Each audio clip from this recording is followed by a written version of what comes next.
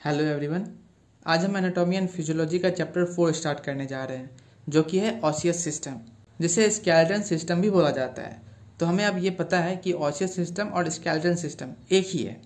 तो हमेशा की तरह चैप्टर स्टार्ट करने से पहले हम माइंड मैप को याद करेंगे, जिसमें स्केलेटन सिस्टम का डेफिनेशन है। फिर स्केलेटन सिस्टम को दो पार्ट में डिवाइड किया गया है, axial skeleton and appendicular skeleton. इसके कंपोनेंट्स भी आपको याद होने चाहिए लेक्चर स्टार्ट करने से पहले। फिर है classification of joints. Fibrous joints जो कि मूव नहीं कर सकता है, ये फिक्स जॉइंट होते हैं। सेकंड है कार्टिलेजिनियस जॉइंट्स, जो कि पार्शियली मूवमेंट कर सकते हैं, मतलब एक छोटे से लिमिटेड डिस्टेंस तक ये मूव कर सकते हैं। थर्ड है सेनोवियल जॉइंट, ये जॉइंट फ्रीली मूव कर सकते हैं। फिर है मूवमेंट ऑफ जॉइंट्स, ये हम डिटेल में पढ़ चुके हैं चैप्टर 1 में, तो यहाँ हम बस डेफिनेशन देख लेंगे। आगे डिसऑर्डर्स ऑफ जॉइंट्स हैं, इन्हें भी याद कर लीजिएगा। लेक्चर आगे देखने से पहले ये माइंड मैप आपको याद होना चाहिए, फिर देखिएगा आगे का लेक्चर एकदम जादू जैसा फील होगा। हर एक कुछ आपको ऐसा लगेगा कि आपको पहले से पता था, एंड सब कुछ लेक्चर के साथ ही याद होता जाएगा। अगर कभी आपको ऐसा लगे कि मैं एक्सप्लेन नहीं कर रहा हूँ, मैं आपको बोल रहा हूँ कि आप उसे पढ़ो, तो उसमें बुरा मानने वाला कोई चीज़ नहीं है। आपको ये नहीं सोचना है कि आपकी जो आपके टीचर हैं आपको नहीं पढ़ा रहे हैं, ऐसा बिल्कुल नहीं है। मुझे कोई दिक्कत नहीं है, अगर मैं पढ़ाना चाहूँगा तो वीडियो लंबा होगा, आपका सिलेबस कंप्लीट करने में लेट होगा, कोई दिक्कत नहीं है। वीडियो लंबा होगा, उसमें मेरा ही फ़ायदा है। वीडियो जितना लंबा होगा उस पर उतना ज़्यादा एड्स आएगा, तो मेरे लिए तो फिर फ़ायदा का बात है। बट मेरा फर्स्ट प्रायोरिटी है कि आपको जल्दी से जल्दी याद करा दो पूरा का पूरा लेक्चर, पूरा का पूरा सिलेबस कंप्लीट करना है मुझे। साथ ही साथ ऐसा ट्राई किए हैं कि आपको लेक्चर के साथ साथ ही याद होता जाए और आपका टाइम बचे, नोट्स हो या फिर एमसीक्यू हो, तो आपको इधर उधर भटकना नहीं पड़े, हर एक चीज़ आपको यहाँ पे ही मिल जाए। तो उसके लिए अगर कभी मैं आपको बोलूँ कि आपको खुद से पढ़ना है, वीडियो को पॉज करिए, तो वहाँ पे पढ़िएगा। अगर वहाँ पे कुछ ऐसे वर्ड्स होंगे जिसमें आप अटक सकते हो, जो आपको समझ में नहीं आएगा, तो वैसा टॉपिक में मैं बोलूँगा ही नहीं कि आपको खुद से पढ़ना है, फिर मैं एक्सप्लेन करूँगा। बट जहाँ पे मैं बोलूँ कि आप खुद से पढ़ो, तो फिर वहाँ पे पढ़ना आप।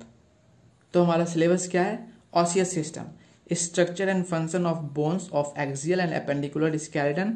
फिर है classification, types and movement of joints, disorders of joints.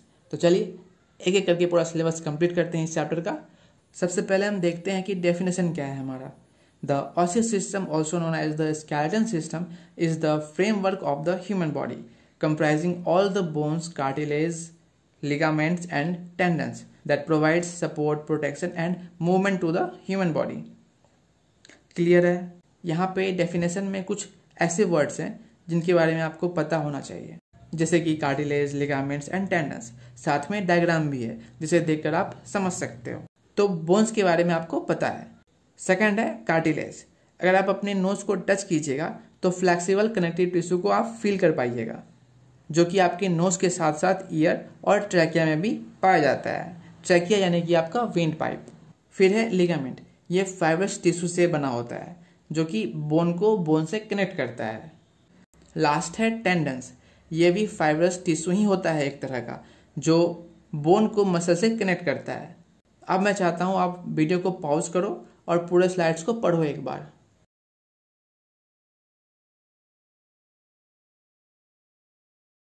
Next है कंपोनेंट्स ऑफ स्केलेटन सिस्टम। चलो पढ़ो आप खुद से।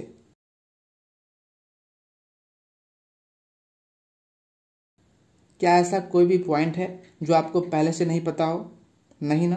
बहुत बढ़िया। माइंड मैप कैसे जादू की तरह काम करेगा, आगे देखते जाओ। नेक्स्ट है function of skeleton system.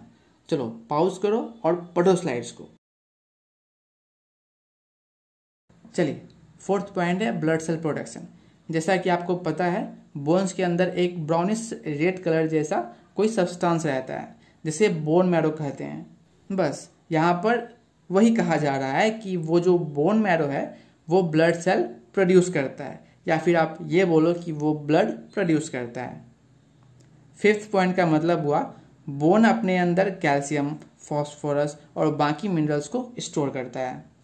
Sixth है हार्मोन्स रेगुलेशन। चलिए इजी था, बहुत बढ़िया। अब जो ये हमारा स्केलेटन सिस्टम है उसको दो पार्ट में डिवाइड किया गया है। कौन सा था वो? Axial skeleton and appendicular skeleton. जो ब्लू कलर में स्केलेटन सिस्टम का पार्ट देख रहे हो वो एक्सियल स्केलेटन है, वहीं पिंक वाला एपेंडिकुलर स्केलेटन। तो पहले हम एक्सियल स्केलेटन सिस्टम को कवर करेंगे। डेफिनेशन क्या है इसका? The axial skeleton also known as the central skeleton is the part of the skeleton system that forms the longitudinal axis of the body. It provides support, protection and stability for the head, neck and trunk. Function सब क्या है axial skeleton system का? Support head and neck. चलिए next है protect brain, spinal cord and vital organs. इस line का मतलब हुआ एक्सियल स्केलेटन का जो पार्ट है लाइक स्कल, वो ब्रेन को प्रोटेक्ट करता है, और जो रिब केज है वो हमारे ऑर्गन्स को। साथ साथ एक्सियल स्केलेटन का पार्ट वर्टिब्रल कॉलम भी है जो अपने अंदर स्पाइनल कॉर्ड को प्रोटेक्ट करता है। वर्टिब्रल कॉलम एक पाइप की तरह होता है, यानी कि वो अंदर से खाली होगा, तो स्पाइनल कॉर्ड उसके अंदर से होते हुए ब्रेन तक जाता है। ठीक है, क्लियर है, समझ में आ गया? बहुत बढ़िया। थर्ड है provide attachment points for muscles, muscles को खुद से अटैच करता है। फोर्थ है forms thoracic cavity for heart and lungs. Body में कितने टाइप्स के कैविटी होते हैं हमने चैप्टर 1 में पढ़ा था, जिसमें से ये एक थोरेसिक कैविटी है जो एक्सियल स्केलेटन में आता है, जो हार्ट और लंग्स को प्रोटेक्ट करता है ताकि बाहर से कोई चोट भी लगे तो अंदर वो ऑर्गन सेफ रहे। कंपोनेंट क्या सब है एक्सियल स्केलेटन के? एक्सियल स्केलेटन का 3 पार्ट है। देखिएगा जादू, ये सब आपको पहले से पता होगा। ये जादू है माइंड मैप का। पहला है स्कल, फिर है रिब केज एंड थर्ड है वर्टिब्रल कॉलम। स्कल में टोटल 22 बोन्स होते हैं जो एक साथ मिलकर क्या सब फंक्शन करते हैं? Protect brain and sensory organs, sensory organs like eyes, ear, nose and itself brain. Support facial structures, आपके फेस के स्ट्रक्चर के लिए रिस्पॉन्सिबल है आपका स्कल, है कि नहीं? इजी था। फिर है रिब केज जिसमें टोटल 24 बोन्स होते हैं, और जो बीच में स्टर्नम है वो 3 बोन्स के फ्यूज होने से बनता है, यानी कि 3 बोन मिलकर के एक स्टर्नम को फॉर्म करते हैं। वो तीनों बोन्स को आप देख पा रहे होंगे, मैंने अलग अलग कलर्स में हाईलाइट कर रखा है क्योंकि वो तीनों बोन्स आपस में फ्यूज हो रखे हैं, इसलिए उन्हें एक बोन ही कंसीडर किया जाता है एक्सियल स्केलेटन में। फंक्शन सब क्या हो जाएगा? Protect heart, lungs and major blood vessels. Easy था, पहले से पता था, बहुत बढ़िया। फिर है सपोर्ट थोरेसिक कैविटी, पता था आपको। फिर है फैसिलिटेट ब्रीथिंग, इजी है। चलिए सांस लीजिए, देखिए आपका जो रिब केज है वो ऊपर नीचे होगा सांस लेने और छोड़ने में, तो यही मतलब है इस लाइन का कि आपको सांस लेने में मदद करता है वो। थर्ड है वर्टिब्रल कॉलम, जिसे बैकबोन भी कहा जाता है, जिसमें टोटल 33 बोन्स होते हैं। फंक्शन सब क्या हो जाएंगे? Support head and trunk. Trunk word अगर कहीं यूज हो रहा हो तो समझ जाइए कि आपके chest, abdomen, back and pelvis को एक साथ रिप्रेजेंट कर रहा है वो वर्ड। कौन रिप्रेजेंट कर रहा है? ये वर्ड ट्रंक। तो फंक्शन क्या था? Support head and trunk. कितना इजी वे में समझा रहा हूँ आप सबको, होप आप सबको सब चीज़ अच्छे से समझ में आ रहा हो। और अगर हम वीडियो पॉज करके पढ़ने के लिए बोलते हैं तो उसमें बुरा मानने का कोई बात नहीं है, पढ़िएगा, आपके लिए ही अच्छा है, आपको जल्दी याद होगा। नोट्स को जरूर से डाउनलोड कीजिएगा, आपका टाइम बचेगा। चलिए फिर है प्रोटेक्ट स्पाइनल कॉर्ड, पता है आपको पहले से। नेक्स्ट है प्रोवाइड फ्लेक्सिबिलिटी एंड मोबिलिटी। चलिए यहाँ पर हमारा एक्सियल स्केलेटन खत्म हुआ। एक बार वीडियो को पॉज करके पढ़िए पूरा स्लाइड्स को, फिर हम एपेंडिकुलर स्केलेटन की तरफ चलेंगे।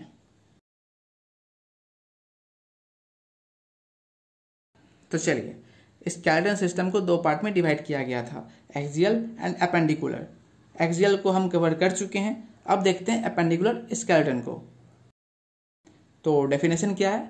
The appendicular skeleton is the part of the skeleton system that consist of the upper and lower limbs, pelvic and shoulder girdle. It provides support, mobility and flexibility for the body extremities. Extremities word represent करता है आपके limbs को, limbs यानी कि आपके हाथ और पैर को। फंक्शंस क्या सब हो जाएंगे? Enable movement and mobility, support body weight, provide attachment points for muscles, facilitates balance and coordination. देखिए सब कुछ पता था पहले से आपको। जनरल नॉलेज के लिए आपको ये पता होना चाहिए कि लार्जेस्ट बोन ह्यूमन बॉडी में फीमर होता है, ये वाला जो आपको स्क्रीन पे दिख रहा है। वीडियो को पॉज कीजिए और कंपोनेंट्स के फंक्शन के साथ साथ पूरे स्लाइड्स को पढ़िए एक बार। नेक्स्ट है difference between axial skeleton and appendicular skeleton. तो इस स्लाइड में ऐसा कुछ नहीं है जो आपको पहले से पता ना हो। अगर आप अटकोगे भी तो एपेंडिकुलर स्केलेटन का पॉइंट नंबर 3 में क्या है, वो allows for flexibility and dexterity. Dexterity का हिंदी मीनिंग होता है निपुणता, like skill to do anything specially with your limbs. हाथ पैर से अगर आप कुछ करते हो तो उसको डेक्सटेरिटी में उसे डेक्सटेरिटी कहा जाता है। चलिए वीडियो को पॉज कीजिए और difference between axial and appendicular skeleton को पढ़िए आप एक बार।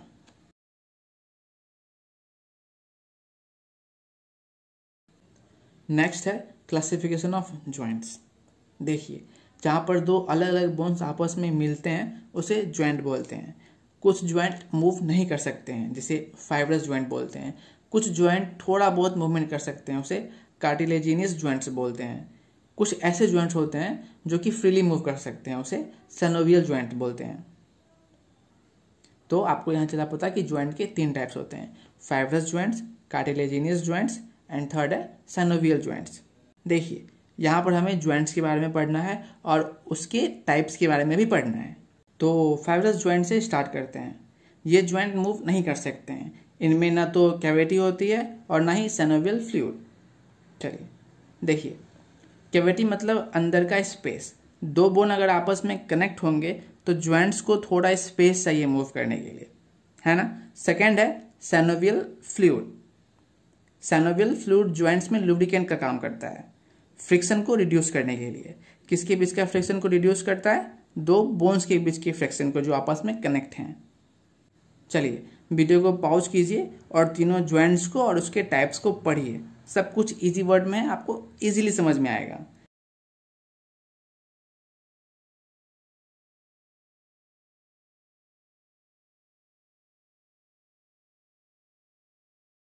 नेक्स्ट है मूवमेंट ऑफ जॉइंट्स। इस टॉपिक को हमने चैप्टर 1 में डिटेल में समझा था, तो यहाँ हम जल्दी जल्दी आगे बढ़ेंगे। बहुत इजी है, आप डेफिनेशन पढ़ो और डायग्राम को देखो, हर एक चीज़ रिवाइज हो जाएगा। बहुत इजी है, जल्दी से रिवाइज करना है, आगे बढ़ना है।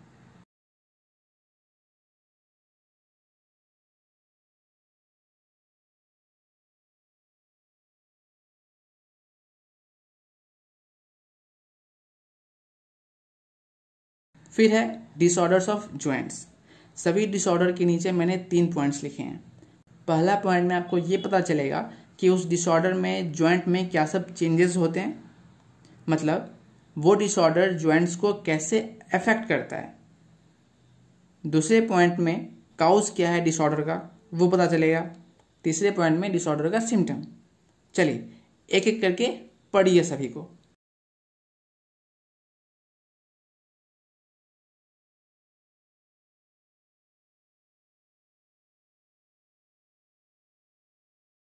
ये कुछ क्वेश्चंस हैं जिनका आंसर आपको नोट्स में से ढूंढकर खुद लिखना है। इतना करते करते आपको पूरा चैप्टर याद हो जाएगा। देखिएगा।